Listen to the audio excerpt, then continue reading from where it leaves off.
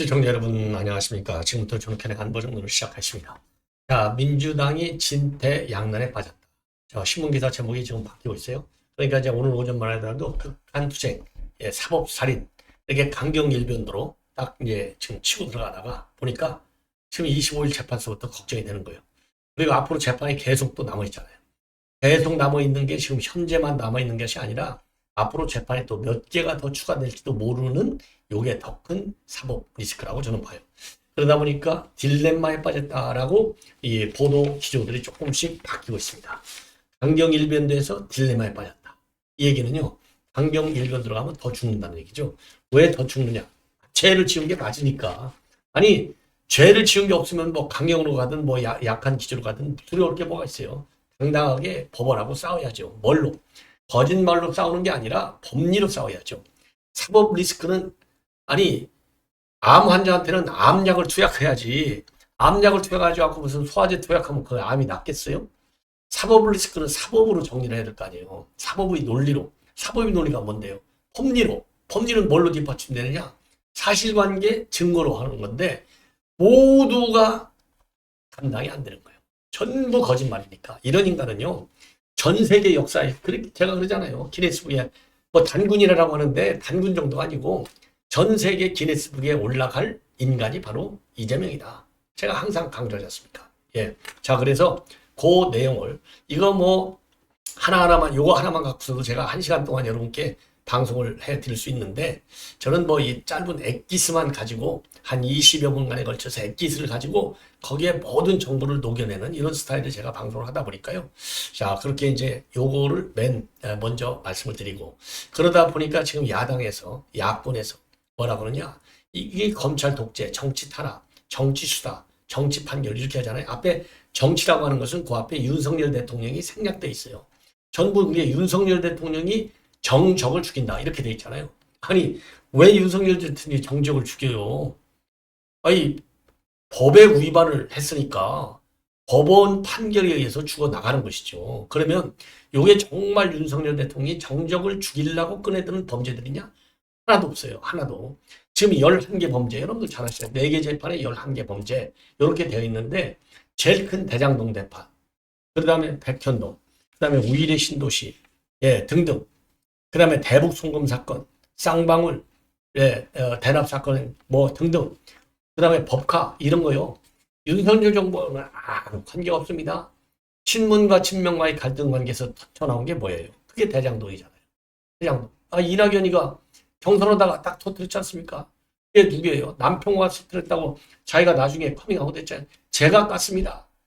딱 얘기했지 않습니까? 예, 그런 것처럼 정적 죽이려고 한다는 이 논리 자체가 성립이 안 되니까 어느 것도 국민들한테 공감을 못 받는 거예요. 그러니까 이재명이가 딜레마라고 하는 것은 두 개의 축에서 이 딜레마가 있어요. 하나는 법원에서 사기치는 게 하나도 먹히지 않는다. 사법 논리를 갖고 대응해야 되는데 정치 논리로 하는 게 하나도 안 통한다. 그러니까 오판을 한 거예요. 그래서 요 법원 판결을 뒤집으려고 지금 이제 위증 교사도 저 유죄 판결을 안 받으려고 선거법도 23일 뒤집으려고 하지만 뒤집을 것도 없고 아무것도 그대로 고하고 가는 거예요. 법원은. 그러니까 딜레마에 빠지는 거예요. 그 다음에 또 하나의 딜레마는 뭐냐? 안 통하니까.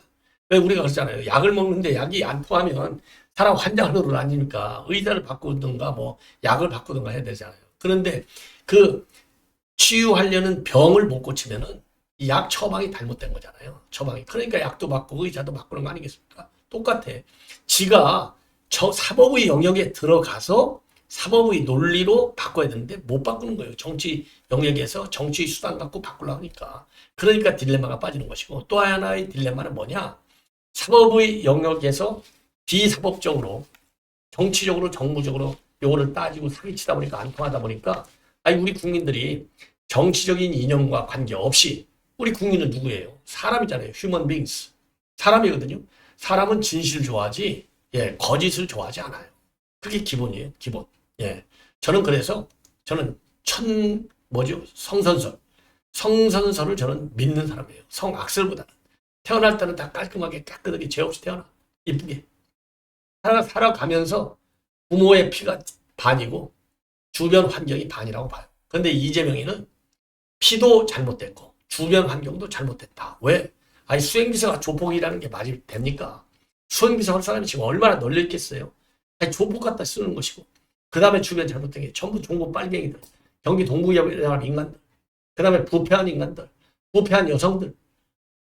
이러니까 이게 주변이 잘못된 거죠. 그러니까 부패한 그 부패 원조들하고 카르텔을 맺다 보니까 이런 사안이 된 거예요. 잘못된 거예요. 그러면 아까 그랬잖아요. 성선설. 우리 국민들은 거짓말하는 거 싫어해. 특히 이제 정치로 우리 한국 정치에서 본다면 중도층이라고 할 수 있는 사람들.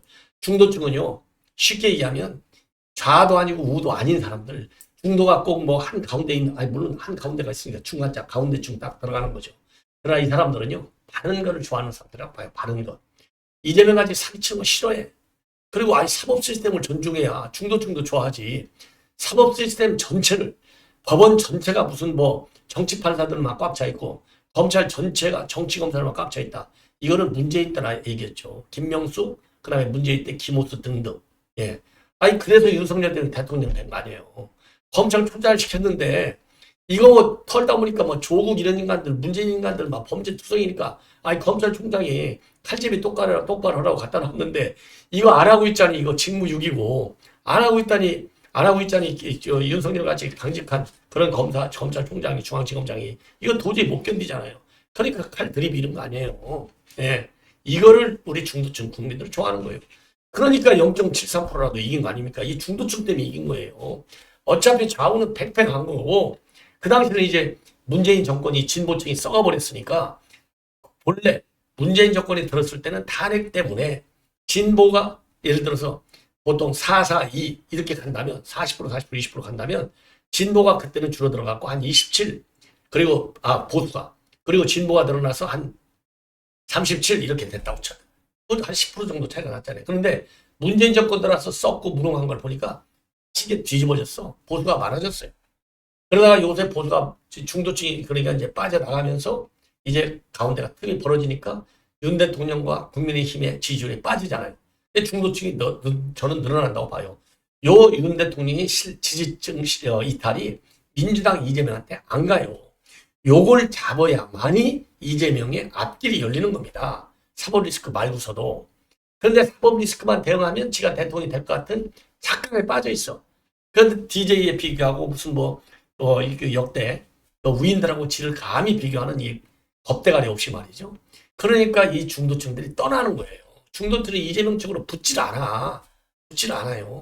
그러니까 거기에 딜레마가 빠져 있는 거예요. 대선을 추구하는 입장에서는 중도층을 잡아야 되겠는데 지금은 중도층을 잡자니 사법부의 칼이 무섭고 사법부를 그렇다고 놓아주자니 사법부의 칼대로 계속 강성. 이번에는 방탄 안 했습니까? 아예 집회를 2번, 3번씩이나 했는데도 전혀 안 통하잖아요. 집회 참여 인원이 계속 빠지지 않습니까? 아니 비행기값, 표값까지 다 준다, 밥값까지 준다고 하는데 안 오잖아요. 그러니까 이 딜레마가 양쪽에서 생기는 거예요. 그러니까 지금 작전의 수정, 사법부 전체를 1심 판결부 하나 가지고 사법부 전체를 판사를 전부 악마화할 수 없는 것 아니냐. 그럼에도 불구하고 오늘 최고위에서는요. 경쟁적으로 명벼천가를 부르는 거예요. 명벼천가. 그러면서 옆으로 새어나오는 게 도저히 윤석열 대통령의 탄핵, 그 다음에 김건희의 특검 갖고는 이제 안 돼. 요거를 아무리 붙여도 사법 합의 갖고도 안 돼. 그러니까 이제 삐져나와갖고 아무 죄 없이 일 잘하고 있는 김용현 장관을 갖다가 탄핵하겠다. 아니 심우정 검찰총장도 탄핵하겠다고 했다가 못하잖아요. 너무 무리하는 게 보이니까. 네, 너무 무리하는 게 이런 건 또 다 중도가 싫어하거든요. 그러니까 지금 오늘은 바로 김용현 장관을 탄핵하겠어가 아니라 탄핵을 점검하겠어. 하나 완충지대 버퍼존을 만들어놔. 도망갈 구멍을 만들어 놓고 일단 한번 겁을 줘보는데 아니 그 김용현 장관 여러분들 봤잖아요. 국회에서 청문회 할 때, 그 다음에 국감할 때 그 당당함. 그야말로 지금 뭐 54만인가 50몇 만을 줄어들었다 했죠. 60만 대군이 아니고 여하간 국군 총수로서의 그런 당당함과 그 다음에 능력, 책임감, 딱 방탄을 제대로 하잖아요. 그러니까 민주당이 죽을 맛이죠. 그러니까 이 재갈이 아니 김용현 장관이 재갈 물릴 사람이냐고요. 선수 잘못 뽑은 거죠. 그러니까 이 김민석이라는 인간이, 이게 김민석이가 누구예요? 이게 형제지간이 난리가 난 거 아니에요. 김민석이는 종북 시민단체 앞걸어갖고 탄핵 집회를 여는 인간들이고, 김민석이는 지금 대통령의 하야, 탄핵, 개헌, 요거를 온몸에 안고 명비어천한 걸 부르면서, 김민석이는 지금 눈에 보이는 것은요, 다른 거 없어요. 명비어천가를 끝까지 보려고 명비어천가에 따라서 이재명이가 2년간 딱 버텨갖고 서울시장 출마할 때까지만 이재명이는 제발 옆에 있어달라 이겁니다. 그러니까 강성 목소리를 내는 거예요. 그러니까 김용현을 탄핵의 안주거리로 삼겠다는 건데, 지가 안주로 먼저 사라지죠. 말도 안 되는 짓거리를 하고 있는 겁니다, 지금. 예. 지금 잘못하면요, 지금 판사 대란이 지금 앞에 일어날지도 모른다. 이런 우려들이 있잖아요. 그러니까 딜레마에 빠지는 것이고, 이런 식으로 지금 안보적으로 국제사회 전체가 안보를 굉장히 챙기는 시대잖아요. 우크라이나 중동전 이런 것 때문에. 예? 지금 이제 군사안보뿐만 아니라 경제안보까지 챙기는 안보가 아주 그냥 입에 달려있는 그런 시대로 바뀌었는데, 대한민국은 지금 이 김정은이 때문에 더 위험한데, 지금 당당히 제대로 지금 국방정책, 국방전략, 예, 군사전략을 하고 있는 김용현 장관을 탄핵해? 그러면은 군의 이제 판사의 반란에 의해서 군의 반란이 일어나는 거예요. 군의 반란. 검사의 반란도 지금 일어나기 직전까지 와 있잖아요. 계속 정적 죽인다고 하니까. 요 말이 안 되는 짓거리를 지금 하고 있다. 그래서 명비어천가를 불러가면서 지금 예, 오늘 또 그래서 지금 예, 그래서 이제 하나씩 더 붙인다면요. 그래서 이게 정적 죽이는 수사가 아니고 전부 이미 문재인 정부 때 있었던 수사다. 예, 문재인 정부 때 있었던 수사다. 자, 그래서 예, 분석을 해보면 예를 들어서 지금 예, 백현동 요거 그리고 이제 그러니까 이낙연 대장동 사건 그 이낙연의 최측근인 남평호 그 당시 이제 남평호 민정실장이 제보를 받아서 폭로한 거잖아요. 그런데 요 사람은 이제 어디서부터 이제 이게 제보가 시작됐느냐? 경기경제신문에 박종면 기자가 칼럼을 하나 썼잖아요. 그 당시에는 아무런 각광을 못 받았어요. 요게 한참 지나서야 경성국민에서 이슈가 되니까 이거 대장동이 뭐야? 그러면서 난리가 시작된 겁니다. 예. 그러니까 윤석열 대통령하고는 아무 관계가 없는 자기네 집안 싸움에서 시작된 거예요. 그리고 백현동은 또 이거 누구냐? 백현동은 말이죠. 그야말로 시민단체에서 들고 일어난 겁니다. 성남미래정책 포럼에서 시민 320명이 감사원에 감사를 실시하는 겁니다. 감사를 신청하는 거예요. 왜 정책감사 있잖아요. 자, 공익감사. 요거를 요청한 거예요. 그래서 감사원에서 감사를 해봤더니 문제가 심각해요. 그래서 백현동을 갖다가 털기 시작한 거예요. 대검에 고발하고 수사를 의뢰한 겁니다. 그래서 수사를 의뢰해서 수사를 하다 보니까 이거 이재명이가 당연히 백현동 나오고 김인섭이가 나오는 거예요.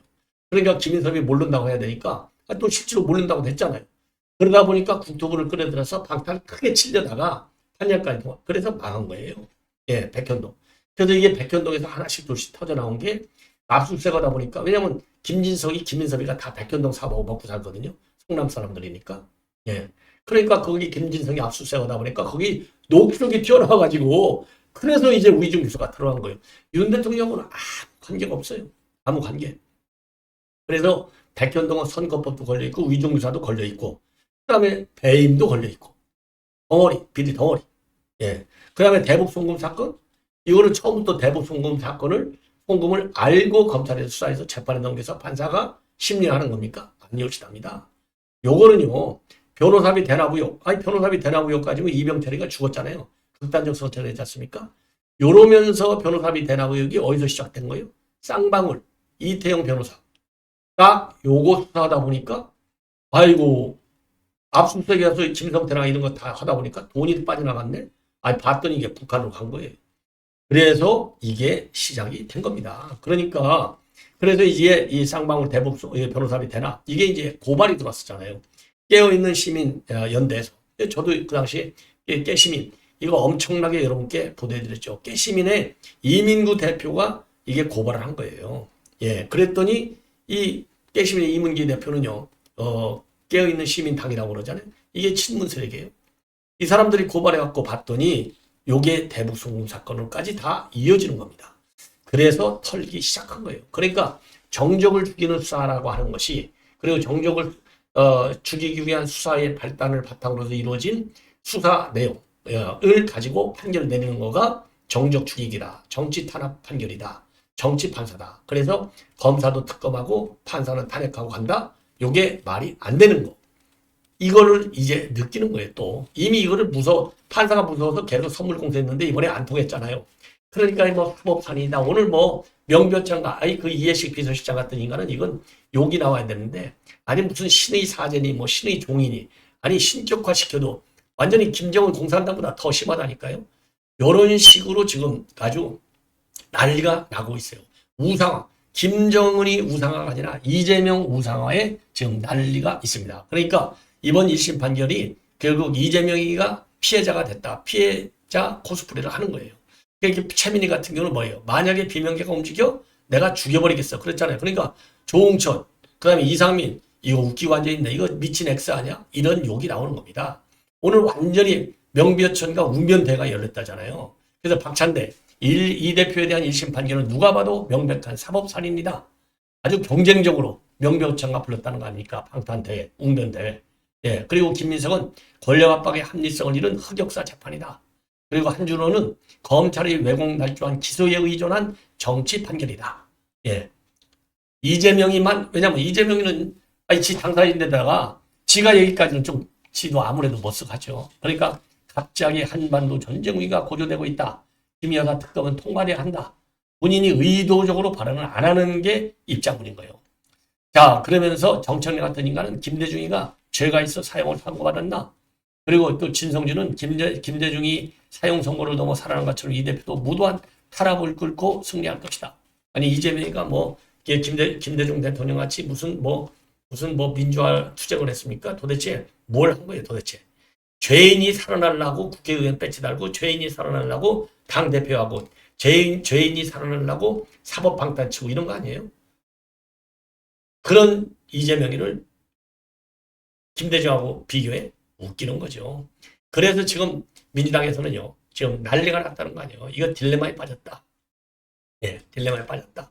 이러다 보니까 결국 죽은 사람들만 아깝고, 이재명이가 이번에 이제 엊그제 토요일에 할 때 이재명은 죽지 않아요. 소리 질렀잖아요. 이재명은 죽지 않습니다. 그러니까 이 진중권 교수가 아주 말 잘해요. 진중권 교수. 뭐라고 했느냐? 야, 너는 안 죽었지만 네 주변에 있는 사람만 다 죽었어. 예. 그래서 이 나라의 죽였다. 죽게 됐다. 그러면서 그럼 죽는 것은 주변 사람들이야. 너는 아니야. 이렇게 비꼬는 입장으로 내는 거예요. 그래서 유죄 판결 증거로 사용된 것 중 하나가 스스로 목숨을 끊어야 했던 고 김문기 씨가 남긴 영상이었다. 네, 딸한테 전화한 거. 예. 자기 구초짜리 말이죠. 자기 부치는 그 사람 때문에 목숨을 버려야 했는데 고 김문기 장남이 증인으로 나온 법정에서 그 사람은 자기 부친을 기억도 못한다고 잡았더니 얼마나 기가 막혔을까. 그리고 경기도시장 시절 비서실장을 지냈던 고 김영수 씨도 전영수 씨도 스스로 목숨을 끊으며 이재명 대표에게 이제 정치 내려놓으십시오 라고 했다. 결국 이렇게 될 줄을 M1 사람들만 여러 명 세상 떠나게 만들었다. 안 죽겠다고 발악해봤자 이번 판결로 사실상 이재명의 정치 생명 끝났다. 이재명에게 인간은 그저 수단일 뿐이다. 이렇게 일가를 하고 있는 상황이 되는 겁니다. 야, 그럼에도 불구하고 반성이 하나도 없다? 이게 이재명의 한계다. 이렇게 보지 않을 수 없어요. 그리고 이재명은 죽을 수밖에 없는 게 지금 말이죠. 체포동의안. 자, 여러 차례 말씀을 드리지만 우의정 교사하고 그다음에 대북 송금하고 우의정 교사 대북 송금 그다음에 백현동 요 세 개를 묶어서 2023년도 2022년도 2020 맞죠? 2023년도 9월에 국회에다가 이거를 체포동의를 요청했잖아요. 그래서 국회에서 통과가 됐지 않습니까? 그런데 유창훈이가 기각을 해서 이재명이가 불구속 상태로 재판받아 보니까 요런 지금 그 국내 정국의 혼란상이 계속되는 거예요. 자, 그래서 이제 결론은 여러 차례 말씀드렸지만은 요 세 건은 전부 다 우의정 교사만 해당되는 것이 아니라 대북 송금하고 지금 진행되고 있는 백현동 요 세 건 모두 통째로 체포 동의가 별도로 필요 없이 얼마든지 구속할 수 있다. 이게 법원과 그다음에 법무부의 거의 그 현직 고위 판사와 고위 간부가 관리가 한 얘기다. 예, 이런 점에서 이재명의 정치 생명은 끝났다. 그러면 정치 생명만 끝난 게 아니라 경제 생명도 끝났다. 경제 생명이 뭐예요? 이재명 그랬잖아요. 친형 강제 입원. 그 재판 받을 때 아이고 저 좀 살려주십시오. 정치적인 사용은 두렵지 않습니다. 그러나 경제적 사용은 두렵습니다. 거기도 지 마누라 탄핵했잖아요. 뭘 먹고 살니까? 반지 하나는 제가 사주겠습니다 했잖아요. 반지? 아니 반지 지금 반지 정도 살 수 있겠어요. 널널이 귀하지부터 살 수 있죠. 저주에 있는 돈들 막 꺼내면. 그런데 문제는 뭐냐? 김만배도 경선 때 돈 달라고 했는데 나 돈 없어 하고 못 준다고 그랬잖아요. 왜? 지금 전부 금융감독원이 있는 데서 뭉퉁리 돈 움직이다가 걸렸잖아요. 그러니까 돈을 못 움직여.